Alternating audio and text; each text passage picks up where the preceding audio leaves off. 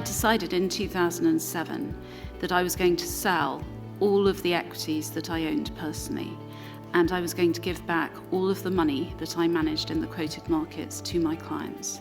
And I was going to close down the very complicated fund structure that I'd set up in Dublin, and I was going to abandon 24 years of effort and turn entirely to alternative investments. So you may think that's a bit dramatic, and indeed actually it really was. So back to the subject in hand, and that of innovation. Paul Volcker, ex-chairman of the US Federal Reserve, once said, in fact he said it in 2009, the most important financial innovation I've seen in the last 20 years is the ATM. That's kind of sad. He said that in 2009, so in the context of the credit crisis, when people realized that despite the undoubted ingeniousness of the people who worked in buildings not very far away from here, things hadn't improved for customers. Indeed, the very ingeniousness played a part in the loss of trust that customers suffer today. So given the poor record of genuine customer-focused innovation in financial services, I think we need to look outside this sector to provide some interesting examples. So I'm going to take you on a bit of a rambling story of a sector I know quite well.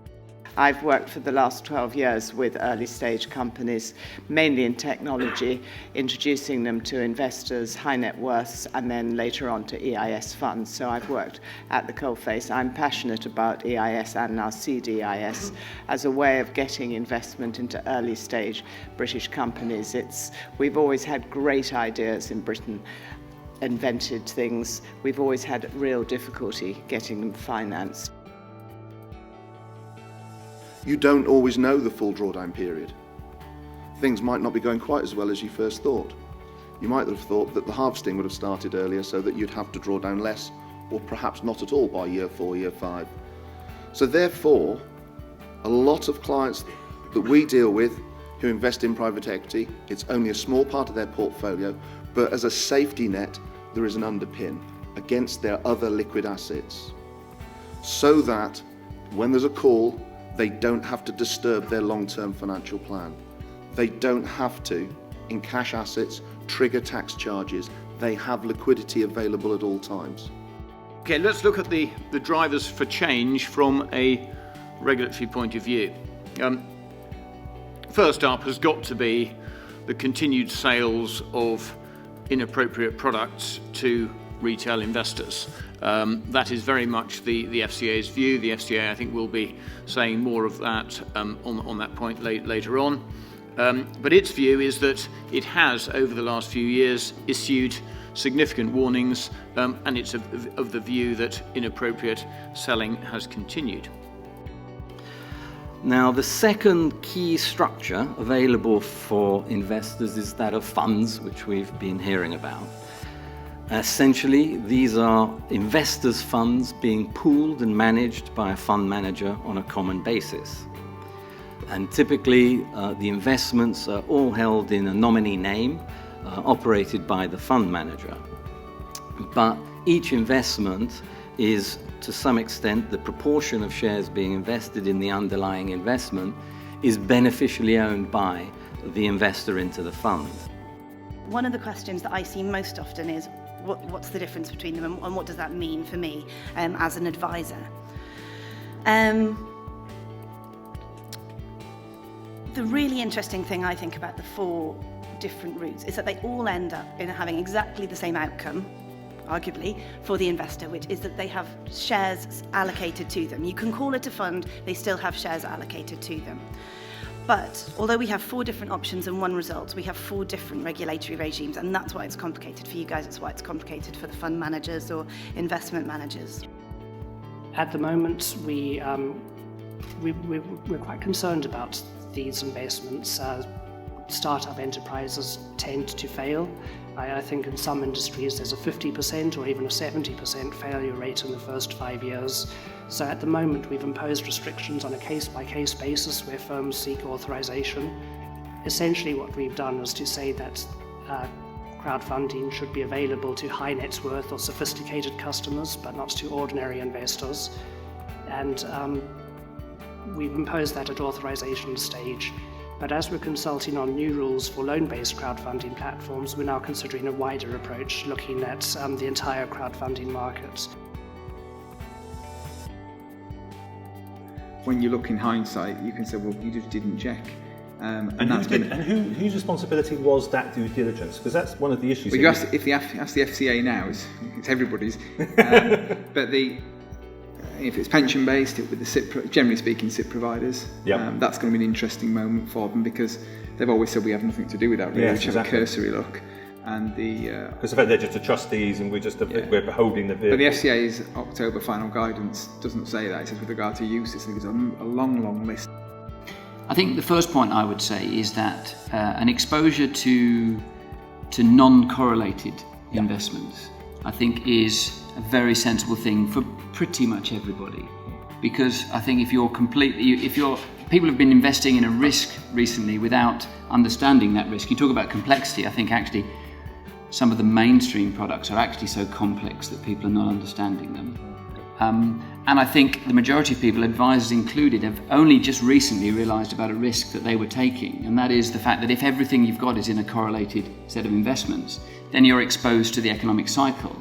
If you look at the returns on the open-ended funds that are going through authorisation at the moment, they're not targeting high-yielding, riskier investments. They are supposed to be safe, secure, steady, income-producing funds. Yes, you are losing a portion of what you can invest in equity into providing that liquidity float. The beauty of the structure, albeit you have to spend a lot of time and, if I'm honest, cost in professional fees for tax and legal structuring, is you can have different investor classes. The problem is one of safety and control. Like anything, it doesn't matter what you're doing, you just want to keep frauds out of all business, not financial services business, but all business. Absolutely. And the problem is, if it's opaque and if it's obscure, it can attract fast-talking salespeople who have the quality of rhetoric over substance, and therefore you have to be very wary of that. We developed the platform very much with advisors in mind, and that under 2 years ago I was a financial advisor, so I could see all the issues. Another poacher's own game. From the advice perspective, and it is a complex market for many advisors, and there are lots of barriers to entry. Clearly there's some that know the market very well, but I think the majority, and you say the penetration rate's quite low. That's probably because it's quite relatively new as well. Relatively new, but lots of advisors looking to get into the space. But what we try to do with the platform is break down all the barriers to get into the market. So the idea is that lots of advisors are used to investment platforms, wrap platforms, but hitherto alternative investments really, and EI specifically, haven't had scope or not been available to investment platforms. So there was a gap in the market.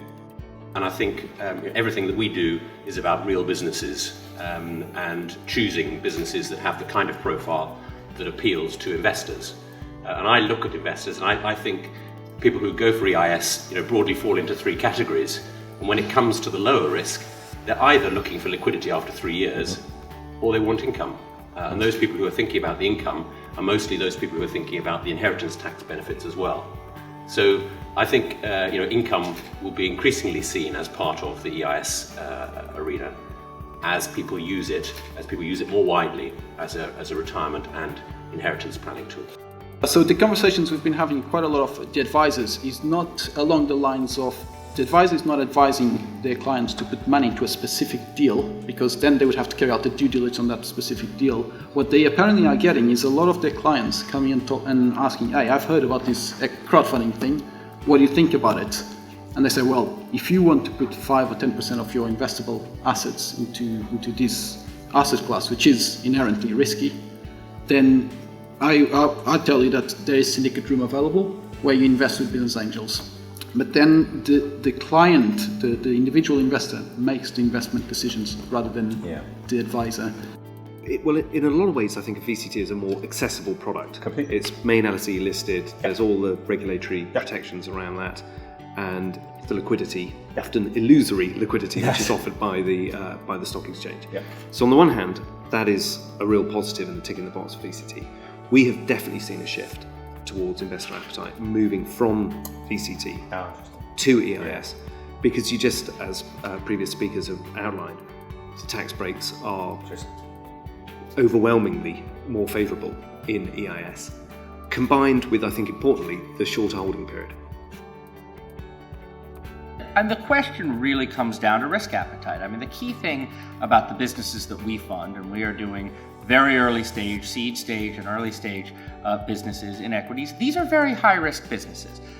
The risks are significantly mitigated by the SEIS and EIS tax reliefs that apply to a lot of them, but there's still a lot of risk involved. And one of the things that I try to point out to everybody is that, you know, if you have clients or if you yourself are looking for a high growth asset class, well, there's going to be risk that comes with it, and ours could be very interesting.